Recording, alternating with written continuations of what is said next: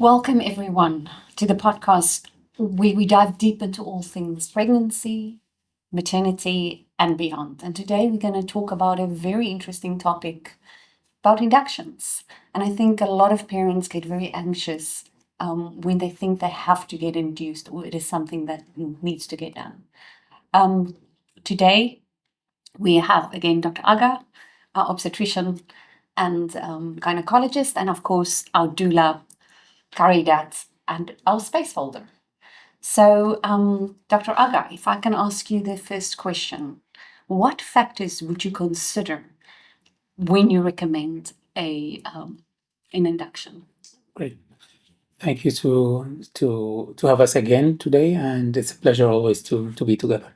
Thank you, Doctor. So, it's a big question and a big answer. When we say that this woman needs induction, so first we need to decide that the decision itself that we need induction for this pregnancy. Yeah. Why is that? For different reasons.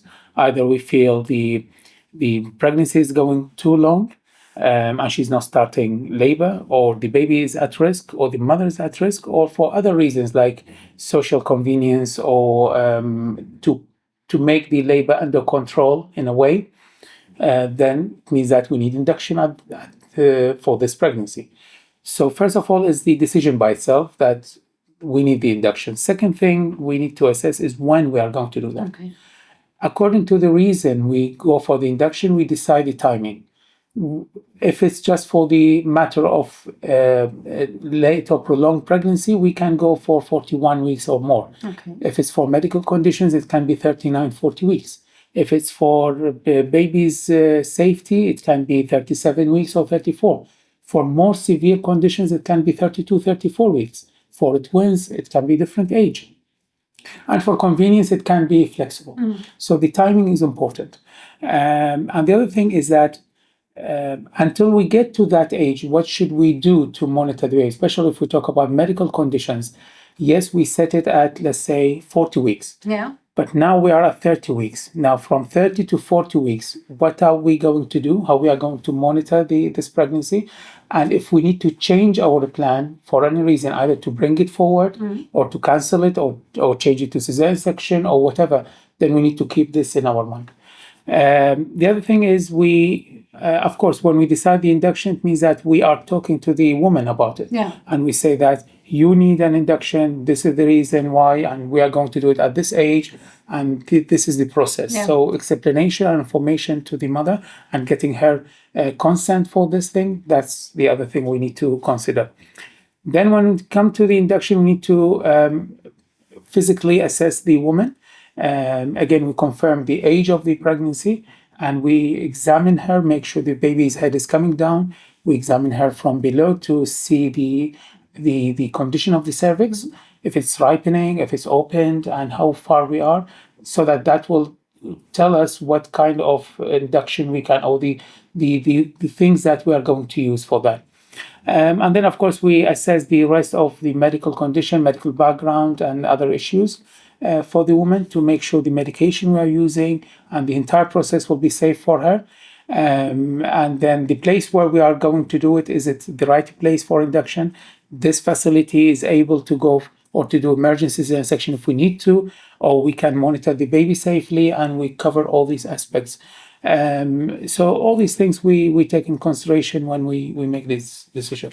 And Doctor, what do you have that you can do? I mean, say a woman needs to go for an induction. What kind of medication would you use, for instance? So there are different ways, and if we go to different hospitals, different countries, each one has their own kind of protocol for the things that they use, and they combine them in different ways. So in for simplicity, we are going to divide it into like mechanical ways. Yeah. Things like the simplest thing, we can even do it in the clinic, and this is not considered like official, but it can help with starting labor. Is what we call sweeping the cervix. Yeah. That can help to initiate something. We have breaking the waters if the cervix is open, and that can release some substances which helps with increasing the contractions. And we have special catheters. We can inserted through the cervix, Okay. and this will help the cervix to open up and ripen. We use it in certain situations. These are the mechanical ways. Yeah. And it's considered in some way safer than the medical or pharmaceutical ways. Okay. Because there's no medicine, it's not going to increase the intensity of contraction to an alarming level. The other side is the pharmaceutical, the medicines. We either use vaginal, either pessaries or gel, which is a kind of prostaglandin. Again, that helps to initiate the contractions. We have, in some places, especially in US, they use special pills. The misoprostol, at very low dose, they can use it. Here we don't do that. And then we have the oxytocin drip, the hormone, which is the main thing that can take the labor or the induction for longer, let's say, distance. That will create and maintain and strengthen the contractions of uterus, and that will make or bring the progress that we need to have. So these are basically the most popular or common methods we use for induction. In other places, they use other things like other pills or other medication, but either they are not evidence-based or they are very not popular or very local to that area they use. But broadly speaking, these are the main things that we use. Okay. And for yourself, doctor, does it depend on patient to patient that you decide which one you're going to use, or is it a case-to-case basically? Yeah. So all these things that we mentioned in the first question, we make us decide. So first of all, the examination we do. Is that woman or that uterus has started to do something? Is the cervix is ripened to some extent or not? That will make us decide. Now, is that woman in that first pregnancy or she delivered before? That make us change the plan as well.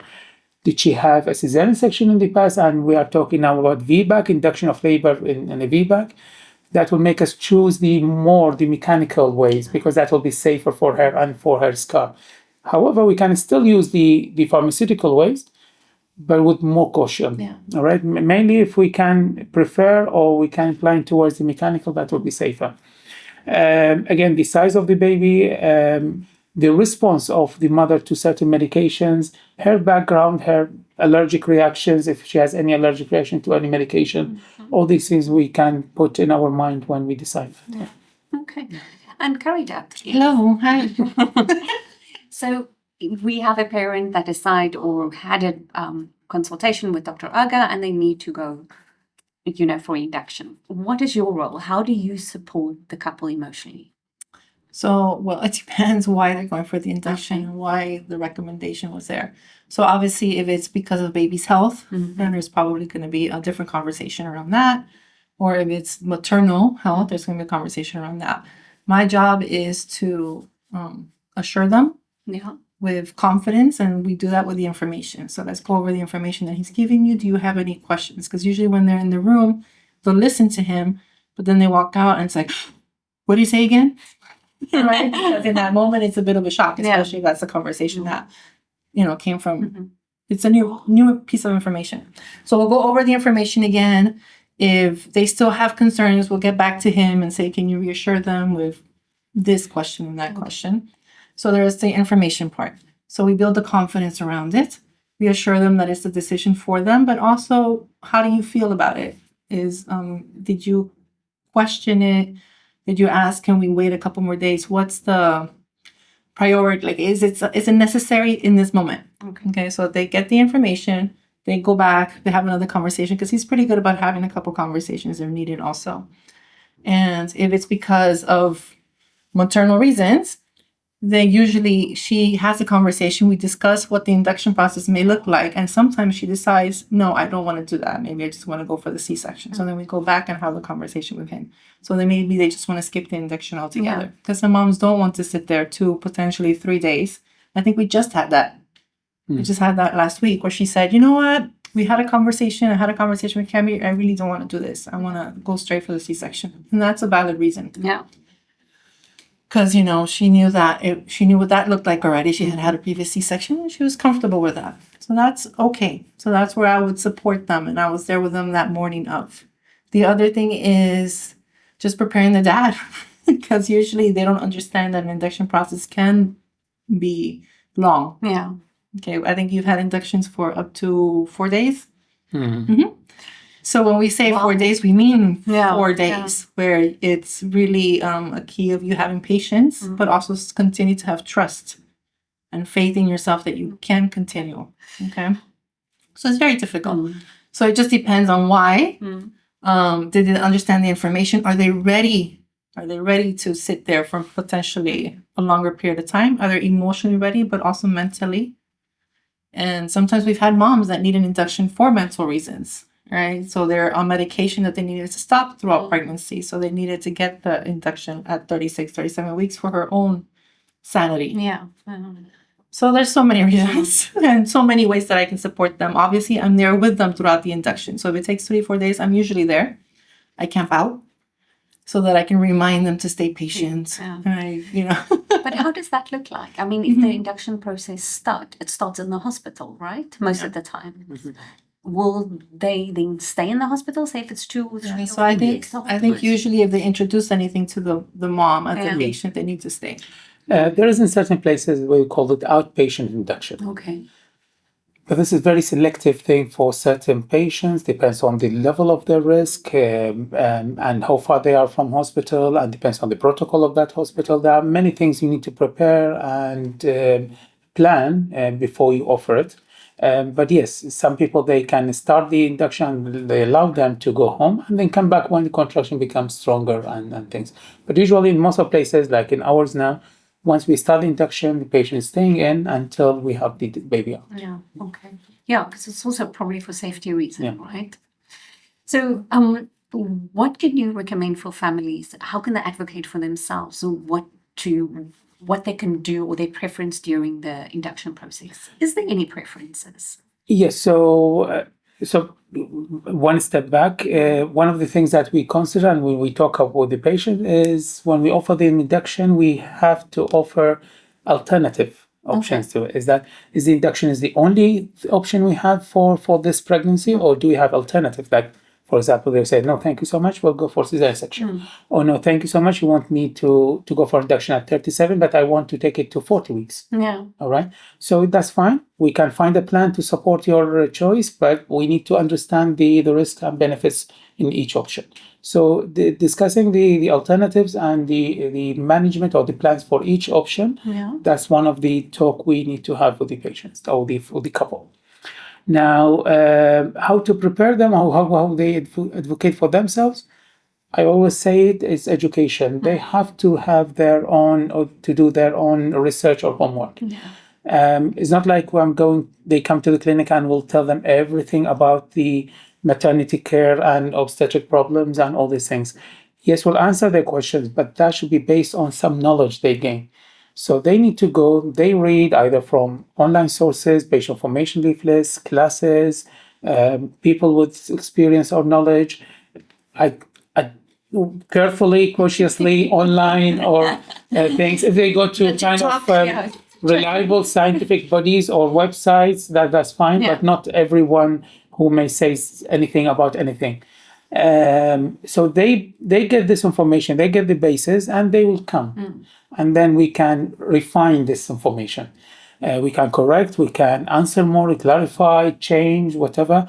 And then whatever we offer them the induction, they know about it, it will be easier for them to understand why we need it and what are the alternatives, what is the management, and everything around it. It will be easier for them if they have some background or some basis of information.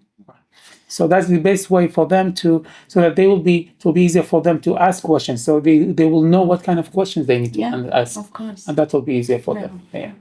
Caridad, what would you what would you suggest that parents do to advocate for themselves? To advocate for themselves, well, it depends. What are they advocating for?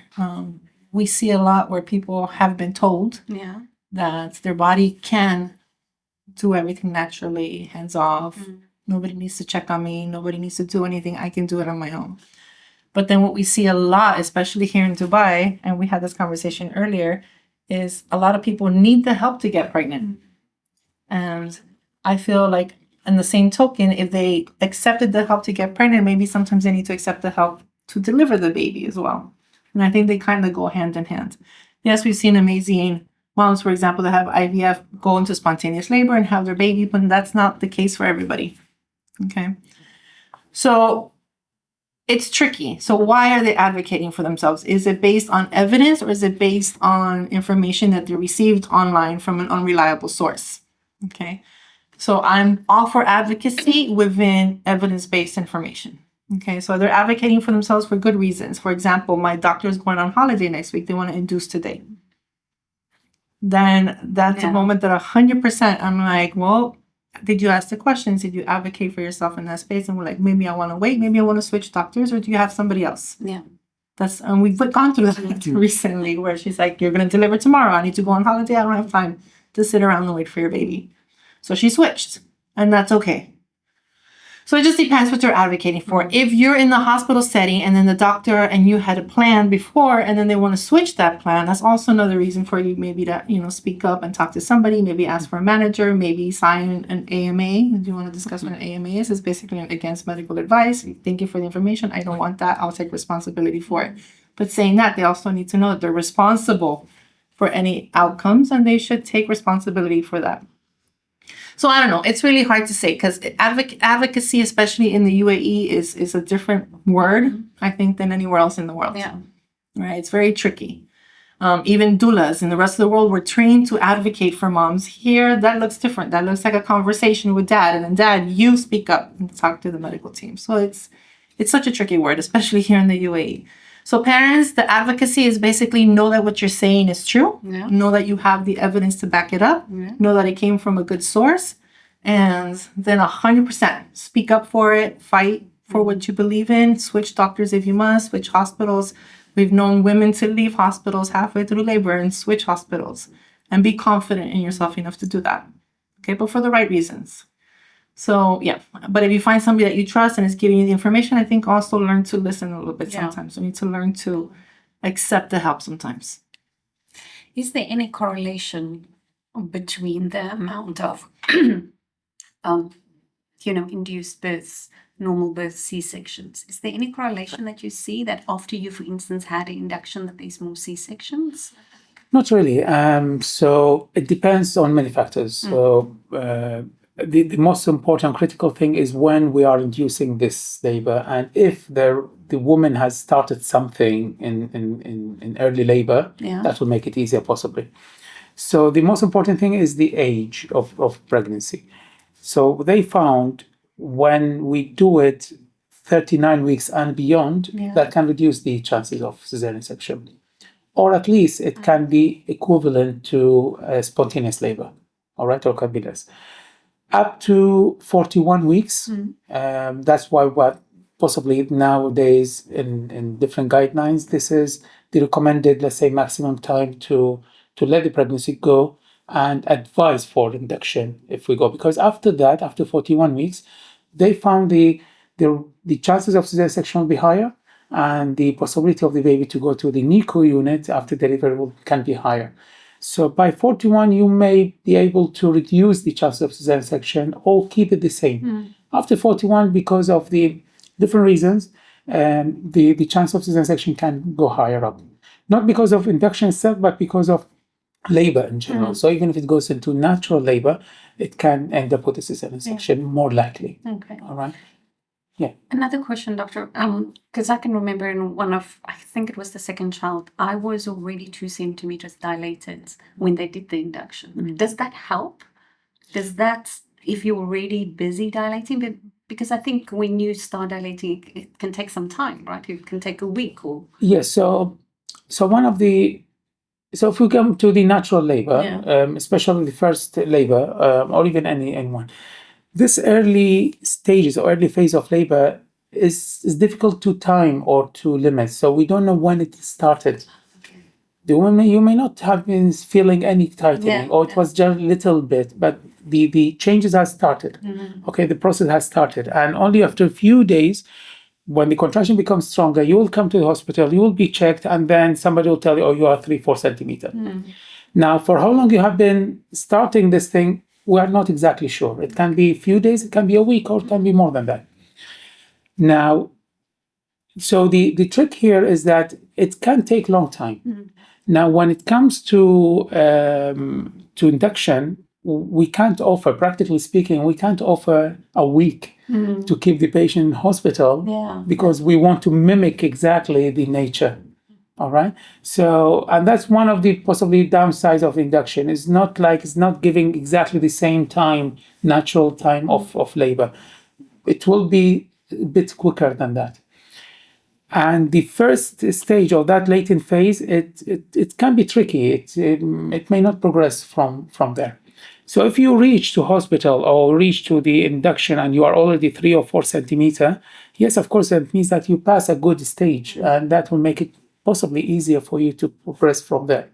And so yes, if you progress a little bit more and you don't come like genuinely from 0, that will be possibly better. In our examination, it's a bit technical. When we examine from below, we check the cervix. We have something called Bishop score. It's like different things. We add them, like each one has a different score, and we sum up them, and we get a final score. So when this is 6, 7, that's a good level. It means that we have a good chance for success, and we can build on that. But that doesn't mean we cannot start earlier. But it means that we are at a good level now. Okay. Yeah. I think a good question I asked you earlier too was if a mom goes into the hospital and starts an induction process and doesn't get past 2-3 centimeters, and doesn't want to continue, doesn't want to speed things up, doesn't want to maybe potentially be there longer, can she go home? And I think that's usually depends on the doctor. Maybe like, okay, doctor, I need to go home, I need to reset, and then come back and try again another time. So is that a possibility? Yeah. So again, the trick part of the induction, as we said, that we had 3-4 days, but still we won't be able to be like nature exactly. So the trick part is the timing or the length of induction. Yeah. The more we can give, we will end up with a result at the end, providing everybody is safe and doing fine. The mother, the baby, and everything is okay, because there will be kind of element of cumulative effect of whatever we do that will be showing itself later on. Yeah.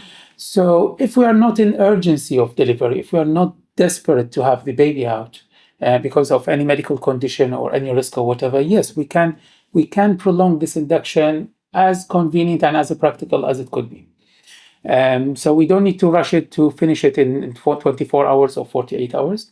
If one cycle of induction or after 24 hours it doesn't work, and we make sure the baby is safe and the mother is safe, yes, we may allow them to go home and then come back later. But this is not very common in practice because still many people, they feel worried because of that cumulative effect of medication we already gave. It can show themselves later on. So they don't feel safe that once we start induction, I'll let you go home and come back after a week or something. Yeah. But still, in some places they do that. It's not invalid. Or it's something like expected management where they come to see you in the clinic every day, maybe, or something. That can always be a negotiation, right? Yeah. So always we can find a way. And again, if we agree on plan, we need to agree on how we proceed with this plan. What's the dynamics or the elements of this plan? How we are going to action it. All right, so we tell her that, okay, you'll go home, but I want you to come back, let's say next day to me to assess the baby again and make sure. And I want you to come back if you don't feel well or you feel pain or you feel whatever. So we need to have a kind of conditions so that we achieve the plan or that choice for the woman. So yes, it's possible, providing we meet certain criteria and the woman needs to, agree or I don't want to say comply, but to be happy to do whatever we feel is necessary for her. Okay. All right. So there needs to be a lot of trust. Yes, of course. Yeah. Doctor, you mentioned something and help me understand that with the things that you can do, there will be, it can show later. You use those words. Yeah, because if we use pharmaceutical things, medical or medicines, this will be absorbed into the body. So this can remain in the body for some time, the half-life of the medication. So it can stay for 24 hours or more. And if we add more, let's say, because we don't put this medication once. So for example, we have a gel, we can apply it 3 times after a certain number of hours. So by the end of 24 hours or 48 hours, there will be some level of this medication in the body, and this can work later. Yeah. Not necessarily immediately, but later can show themselves. And then we will have contractions getting stronger and stronger. Yeah. So that's the other thing. Okay. So that's why if we want to, let's say, cancel the induction, at least we need to have a break or we need to repeat the cycle. We need to have a break of possibly sometimes 24 hours. We give a break and then we start again. Oh, I see. Because if we keep giving medication one after the other, then we may end up with hypersensitivity of the uterus and hyper or loss of contractions at the end. Okay. So we need to be careful with it, slow, and give gaps in between, and that will keep things safe. Okay. Yeah. Is there any specific misconceptions that any of you can come up with? That So many. So many. No, but everybody always says if I get induced, I will end up in a CS, or if I start with one interventions, I'm going to have them all. Yeah. So they Special call it- epidural. so they call it the cascade of interventions. If I go in for an induction, I will have to get the epidural. I will need the fluids. I will need the Synthone. I want to end up either in a vacuum, instrumental, or C-section. Yeah. Like that's the big myth, right? The cascade of interventions is a huge one. And I'm like, it depends, right? So like if you go in and as soon as those first contractions start, you ask for an epidural, but that happens with spontaneous labor also. It's not only with induction. Then yes, the loss of movement, you might need more chances of getting the hydration, right? The fluids. So it's the movement thing for me. So if you lose your movement, you lose your body autonomy, your freedom to, have that extra buoyancy. For example, like if you can't use the water, because we've had a lot of inductions, I still end up in water births, and they've been successful as far as that goes. And it's because they were able to still use all the pain relief and the comfort measures, and they still did the homework beforehand, and they found somebody as patients as Dr. Agha, where they don't try to speed up the process. So they try to.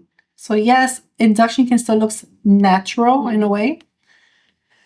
So it just depends. Like you need to understand how to navigate birth. Yeah. And that takes a lot of learning beforehand, which is why we do those workshops, right? And we do the classes, and the hospitals offer the antenatal classes, and you can have the conversations with your doctor. But that goes with spontaneous or induction. So it goes with both ways. Once that first intervention is given, the next intervention is necessary if it's necessary, but usually if you do things for yourself and are able to move around and you can sustain, you have your pain management tools, that can decrease the chances of that next intervention needing to happen. So it's really about the homework that you do. But that's with everything. Can both of you give me an example of where you had an induction? So basically a success story, and how both of you worked in synergy together. So one of our favorite ones, and she's hilarious. She was coming for us for a second time baby, and she was driving in from another Emirates. Yeah. So she was coming from Abu Dhabi, for example. Yeah. So it takes 90 minutes to get here from her home. And her husband was terrified of the baby being born in the car, for example, going into spontaneous labor. So they moved in to a hotel 3 minutes from the hospital for a week. They brought the dog, they brought the nanny, they brought their toddler. Yeah. And about day 6, you could tell they were like, we're done. Like, we don't want to do this anymore. And they're like, what are my options? And then he's like, okay, well, let's discuss an induction. This was going to, obviously 100% out of convenience for them. But for them, it was necessary for the marriage to continue, one. For her mental sanity. And he did. We went upstairs. He started the induction process. And I think not even 6 hours later, her baby was born in the water. Oh, wow. 6 hours? 6 hours, because she was a second-time mom. Her cervix was already, good Bishop score or whatever it is. Medical terms that I don't use. But it was success. Yeah. And everybody was happy. And we laughed and we danced. And she moved around and she used the breathing and the movements, and she had a water baby, and everybody was happy with that. So yeah, I think it can be fun, and it can be used in situations like that as well. Yeah. I think that was one of our favorites. Yeah. On the other side, yes, we have the very time-consuming or long kind of inductions, especially when. So not only me, so all doctors, when they come in and examine, from the experience you have and whatever, you feel, okay, that doesn't look promising. I'm not going to end up really successful. That's something you talk to yourself inside. You're not necessarily are going to share it with the mom. Although some doctors, unfortunately, they do, and they make it a reason to go for a cesarean section. Oh, it doesn't look you're going to have a vagina, there is always low. So, but inside yourself, okay, I'm not really happy with this, but we'll start, we'll go on, and then after 24, 48 hours, the nurse will come in, or the junior doctor will say, oh, she's trying to push, and she's fully dilated. So amazing. So these are amazing things, amazing for her. It's so surprising that she achieved it after all this time. It's still, for us, even after all these years, it's still surprising. Wow, I mean, I wasn't really impressed with the examination in the beginning. Now she made it, and she then. When we see the head of the baby is really high, we feel, oh, it's not going to come down. But then we see it's happening. So it's all good news for everybody. So these things. And we had a few inductions for VBACs. And again, we took 1 or 2 days, and even we used the drip of the hormone, which can be risky or alarming thing, but we did it. So yes, I think the trick thing is to be patient with the induction, to give it time, as practical again as you could, and as convenient for the family as well. Yeah. Doctor, how is it different to do an induction after VBAC? So with the VBAC, what's the difference between the induction for women with no cesarean section in the past and one who had the cesarean section in her background? So the uterus in the second one will have a scar because of the cesarean section, and this scar is the weak point or weak tissue in the wall of the uterus. Now, the wall of the uterus is made of muscle, and that's why it's accommodating the pregnancy, and that's why it's contracting to get all the strength. Now, the strength of these contractions is too high, right? And it will be pulling up the cervix. Now, when there will be tension on this weak point, it can open up. And that's the main risk. That's what we call it dehiscence or rupture or opening the scar. And it's quite an alarming emergency for us. And it can be really serious. And you only need, or you have few minutes to save the baby or the mother. Otherwise, you may lose the baby. So this is the risk, basically, is that this scar can open up because of the contraction. So you need to be careful with the frequency and strength of the contractions you are trying to create in the induction process.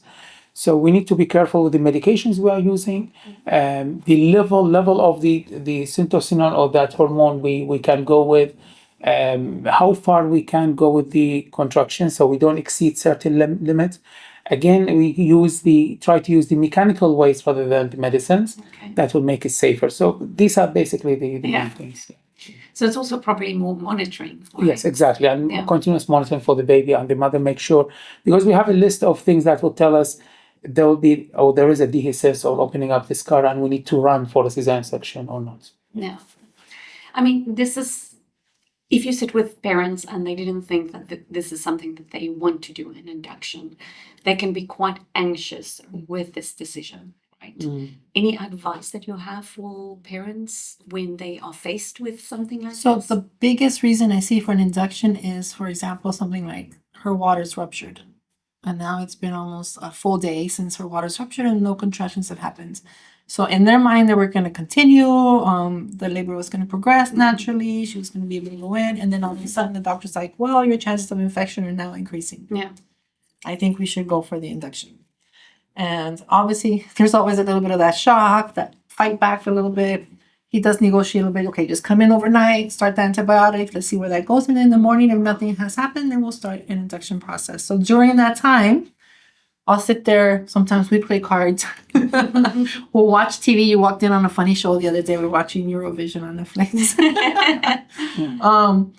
Just something to make them feel at home. So I always say, bring stuff from the house that's going to make you feel at home. So you don't feel like you're in an external hospital kind of setting. So once they feel like they're at home and they feel safe, I think they start to accept the possibility that this may work for them.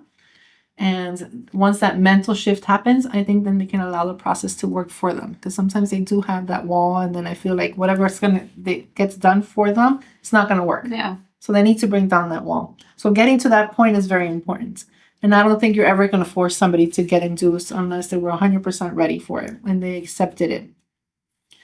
So yeah, I think it's just that mental preparation of feeling safe, feeling like that it's gonna work for them, and then usually it does.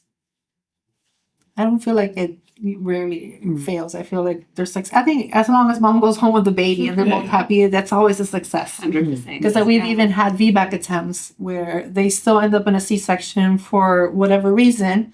And they're like, oh, I failed. I'm like, of course you didn't fail. You got home with a baby. That was the goal all along. Yeah. And the fact that you tried, and you always tell them the fact that you tried and you felt confident in yourself to try, that's a huge accomplishment. Yeah. Yeah. And interesting, I'm hearing that you can even do induction and water birth. Yes. Can you tell me more about that? Not everybody. Not everybody. Not all providers will allow. Tell anybody about that. Don't tell anybody. Let's say that it's not. So I think the only contraindication is if they're on the oxytocin drip. So if they're on the oxytocin drip, then they're technically don't go in the water. Okay. But everything else leading up to that. So like if he's do the propis or he does the gel and then the contractions pick up on their own 100%, just walks away and pretends. Okay. You can almost pretend that it was spontaneous labor and it just progressed naturally. So moms use it even in labor. Like while they're laboring, they get in the tub. Yeah. And that's one of the huge pain management techniques. So when a hospital tells a mom, and this happens a lot, and this is why the process of talking to a doula and talking to her team is so important. If I need an induction, the second you give me something, am I still allowed to move around? Am I still allowed to use the water? And if your doctor says no, because that's our policy, then maybe that's one of those considerations where like, can we negotiate it or do I need to change? Yeah. Because most people don't find out until the day of. And then it can be a shock for them. Well, you've taken away all my pain management tools. Now what do I do? Now I need to get the epidural and now I need to speed it up and I need to get the Cinto and then that cascade happens. So I think this is super important. We've had lots of inductions end up in the water because he doesn't take away that pain management tool, which is the water, which is so huge and important. And I know we'll have a whole episode on water at some point. But yeah, I think it's really special. No, absolutely. I didn't even know that was A possibility. Yeah. 85% of places is not a possibility, but you can find some. So the idea is that induction of labor is considered in obstetric world as high risk or risk factor for that labor. And any labor at high risk, then they need continuous monitoring of baby's heartbeats. Okay. And of course, monitoring the mom too. So that's why they don't advise, and they keep in mind that they may need to interfere immediately to save the mother or baby or whatever. That's why they feel the water may not be a safe spot for the mother to be if she is at a risk for certain things, and the team needs to come in immediately and do something immediate. So they feel safer when the mother is on the bed, so that we can deal with whatever we need to do. Yeah. All right, so that's the idea of it. But for monitoring, we have now the wireless machine that we just attach it to the tummy, and the machine is somewhere in the room, Okay. and the woman can stay in the thing. And if we have vigilant team and we are monitoring closely and we are looking at all different aspects, then we can cover all these things and we can get enough reassurance for us and for the couple. Yeah, and that's key. He said vigilancy, but not just vigilant. And we're talking about confident. So it's staff members, midwives, nurses, or doctors that are able to feel confident enough in that space. So they're not bringing their fears, they're not jumping to conclusions. They're dealing with the facts of the moment. Yeah. So like a midwife that is not comfortable with water birth, or a nurse, period. Yeah. On a regular day with spontaneous labor, mom comes in at 8 centimeters, she's still freaking out. No, please don't use the water. I don't trust it. Then obviously that's not going to work for you. So having a confident team that trusts the process, that understands the process is just as important as you choosing, where you're going to birth and what kind of induction, when and how, and all that kind of information. So again, this is why we always say it's so important to get the information before you walk in. All this homework is done before. So induction, no induction, water, VBAC, whatever, you have to have the information. You need to understand your team. You need to understand not just your doctor, but the midwives, the nurses, everybody. That's why I call them the labor squad. My besties are the labor squad because we've it's a team that's confident enough to understand and work with the facts and be super present and super mindful. Yeah, I mean, what I hear constantly by talking with you guys, it's definitely the teamwork. It's, the obstetrician, it is also the doula, the nurses, the midwives, whoever is in that room to support the mom.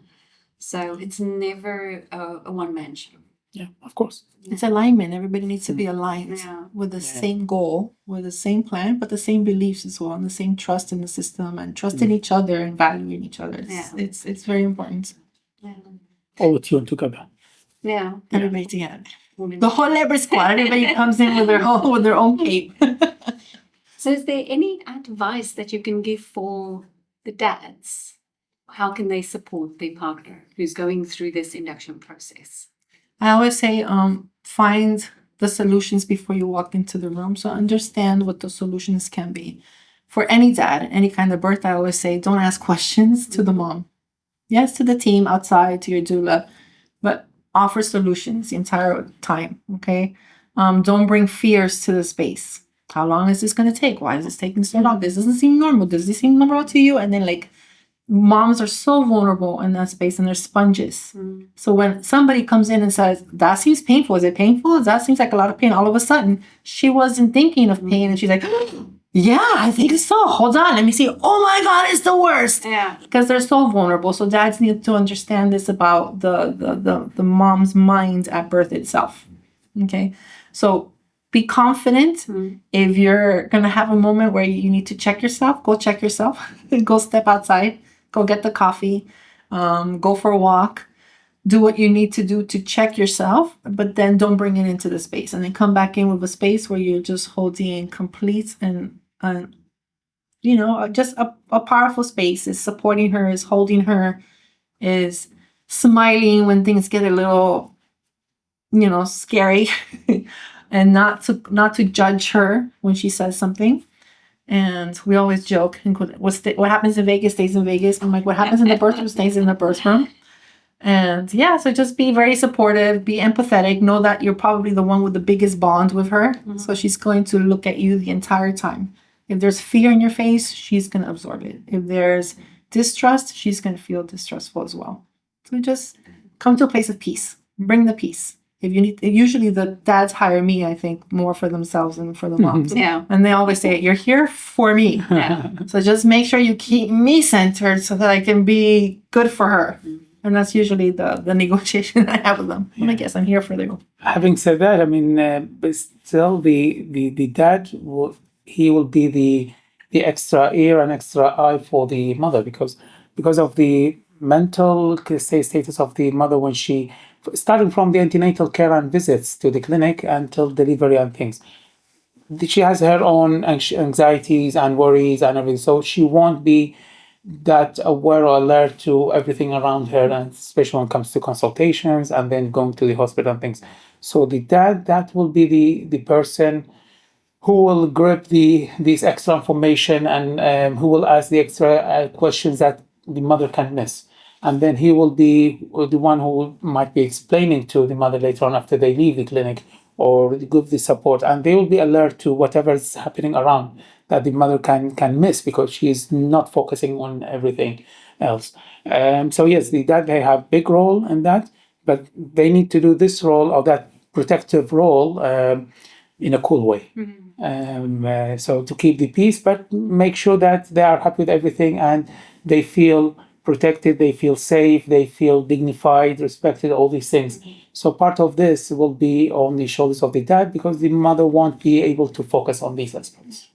Yeah, because it's exactly what you said, Caridad, before, that you use a lot of times the dad to advocate for the mom, right? So there must happen a lot of discussions before the birth between mom and dad to understand what she really wants. And if something happens, who's going to take that decision at that moment?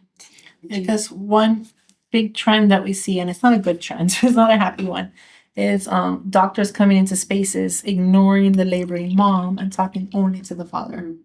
And I had this conversation just recently with a midwife. She's like, yeah, this doctor and that doctor only speaks to the husband, never speaks to the mom.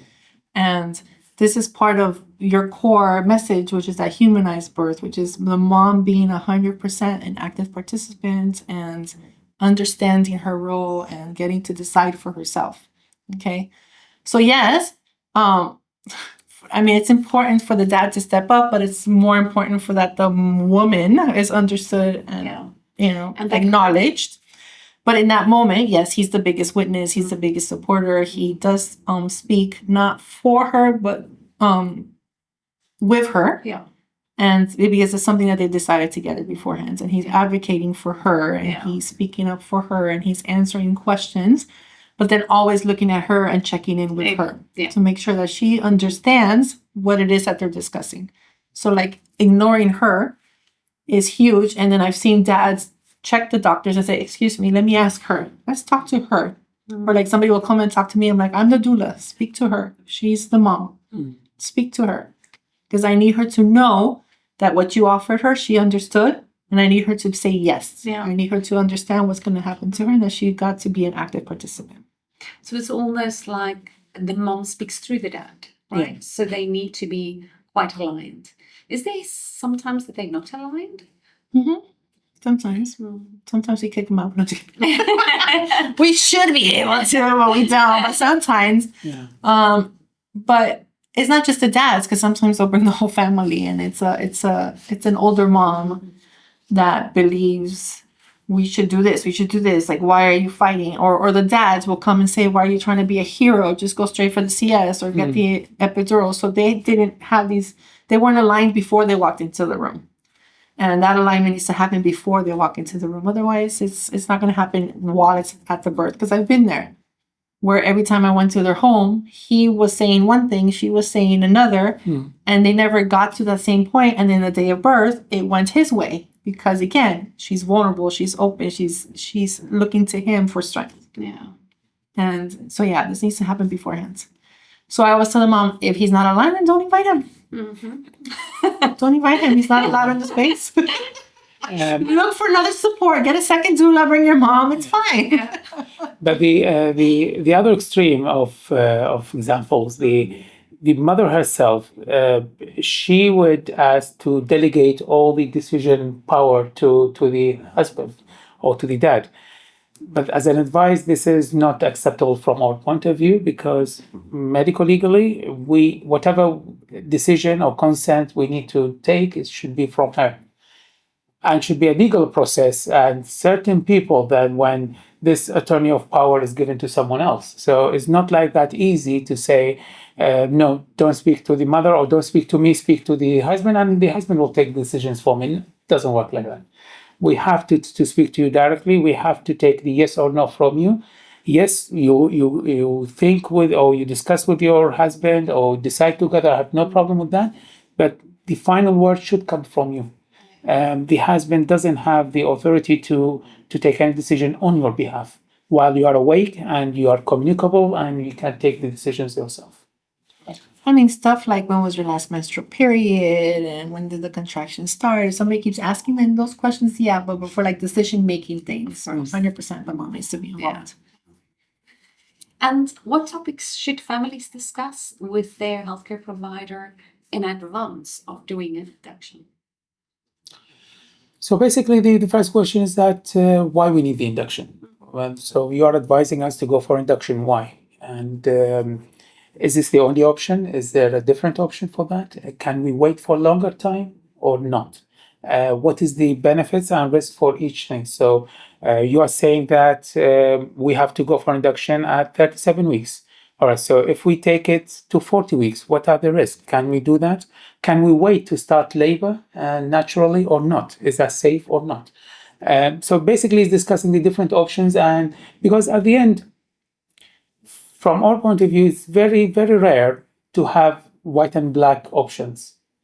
Most of the times is a matter of collective, let's say, factors. Collectively, I see the induction here is safer or better than waiting. All right. So it's a matter of balancing risk and benefit for each side. So it's a negotiation, it's a trade, it's a compromise at the end. And if we don't take this option and we are taking a different thing, then we need to do something differently. Although even if it's but with this, and that's what they need to understand sometimes. If, for example, if we say we will wait for longer time, yes, I can do that, but keep in mind, whatever the monitoring and things I'm going to do may not be that perfect. The risk is still there. There will be higher risk on the baby, but we can accommodate to some extent. But there's no 100% guarantee, for example. So that they need to understand too.